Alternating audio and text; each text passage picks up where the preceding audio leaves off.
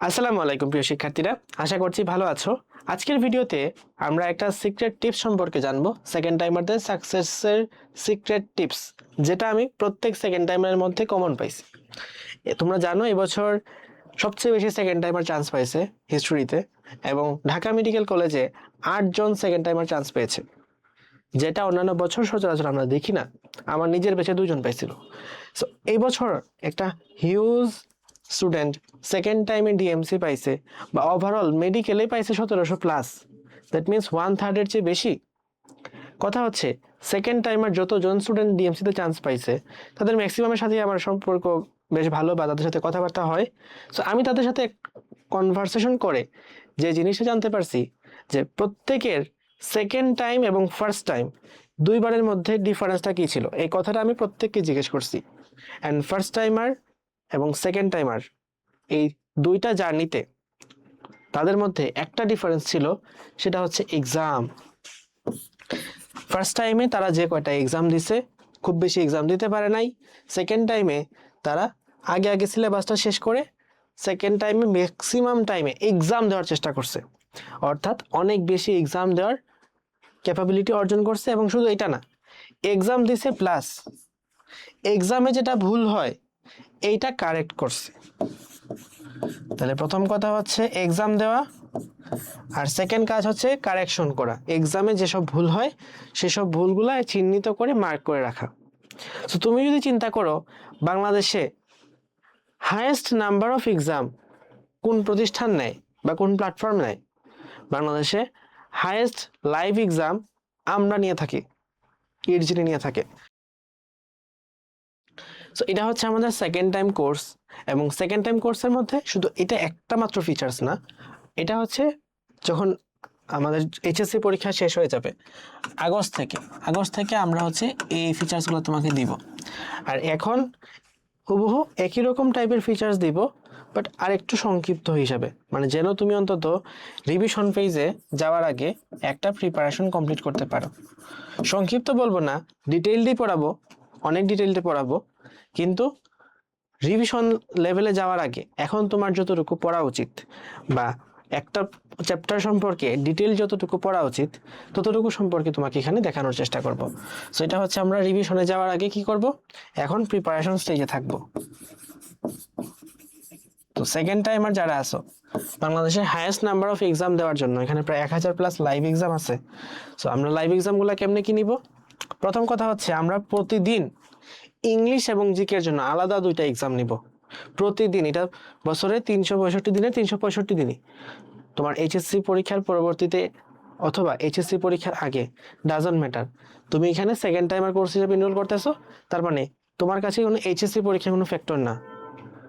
তুমি ফার্স্ট টাইমের কথা মতো চিন্তা ভাবনা করলে হবে না যে এইচএসসি পরীক্ষার পরে থেকে একদম ডিটেলসে ইংলিশ জিকে পড়বো। তোমরা এখন থেকেই সব কিছু গুছিয়ে রাখতে হবে। সো আমরা আমাদের প্ল্যাটফর্মে ইংলিশের প্রতিদিন এক্সাম রাখি, জিকের মধ্যে প্রতিদিন এক্সাম রাখি, ঠিক আছে? তারপরে কথা, স্পেশাল টপিকের suggestion exam, extra writer exam, অনুশীলনী। শুধু এক রাইটারের অনুশীলনী না, শুধু হাসান স্যারের অনুশীলনীতে কয়টা প্রশ্ন আছে? 4টা রাইটার করে, প্রত্যেক পেপারে 4টা রাইটার করে। তাহলে আমাদের পেপার আছে কয়টা? 6টা। 4টা রাইটার করলে কয় হিসাব হয়? 24টা রাইটারের অনুশীলনীর পরীক্ষা আমরা নিয়ে থাকি। তারপরে chapter wise exam, monthly exam, weekly exam, daily exam. কথা হচ্ছে শুধু এই এক্সাম শুধু একটা এক্সাম না, এগুলোর প্রত্যেক এক্সামের সাথে তুমি 3 দিয়ে গুণ দিবা, কারণ আমরা তোমাকে প্রত্যেকটা এক্সাম 3টা লেয়ারে রাখি, ঠিক আছে? 3টা এক্সাম প্রত্যেকটা লেয়ারে রাখি। কেমনে লেয়ারে রাখি? আমরা তোমাকে এক্সামগুলো নেই 3টা স্ট্যান্ডার্ডে: ইজি, স্ট্যান্ডার্ড এবং হার্ড, অর্থাৎ অ্যাডভান্স। তুমি দেখবা মেডিকেল ভর্তি পরীক্ষার প্রশ্ন কিন্তু সবসময় একই রকম প্যাটার্নে আসে না। 24-25 বা 25-26-এর যে প্রশ্ন হয়েছে খুবই ইজি ছিল। স্ট্যান্ডার্ডের ক্ষেত্রে তুমি 22-23 বা 23-24-এর কথা চিন্তা করতে পারো, আর অ্যাডভান্সের কথা তুমি চিন্তা করলে 18-19-এর কথা চিন্তা করতে পারো। সো আগে কিন্তু মানে এক এক বছর এক এক ভেরিয়েন্ট আসছে, তোমার বছর কোনটা আসবে তুমি জানো না।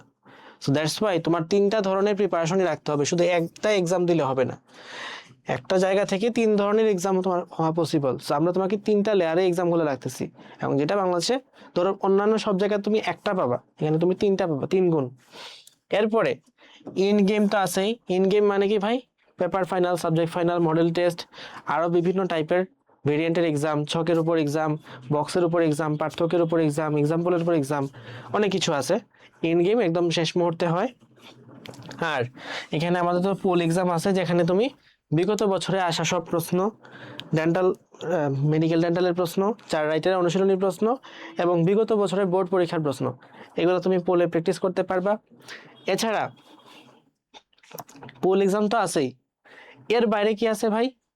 এর বাইরে আমরা যে জিনিসটা মেনটেন করি, যে একটা স্টুডেন্ট কখনো অনলাইন অফলাইন মাল্টিপল জায়গায় বিভিন্ন বিভিন্ন রুটিনে পরীক্ষা দিলে কোনো পারফেক্ট একটা প্রিপারেশন নিতে পারবে না।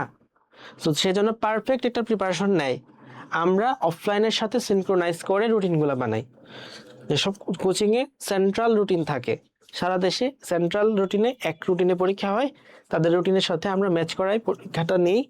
যার কারণে তুমি ধরো বগুড়াতে আসো, রাজশাহীতে আসো, না নওগাঁতে আসো, নাকি সিলেটে আসো, ডাজন্ট ম্যাটার, তুমি এখানে সবগুলা জায়গাতেই যে পরীক্ষা দিচ্ছ, ধরো অফলাইনে একটা এক্সাম দিচ্ছ, আমাদের এখানে অনলাইনেও সেম এক্সামটাই থাকবে, সেম সিলেবাসে।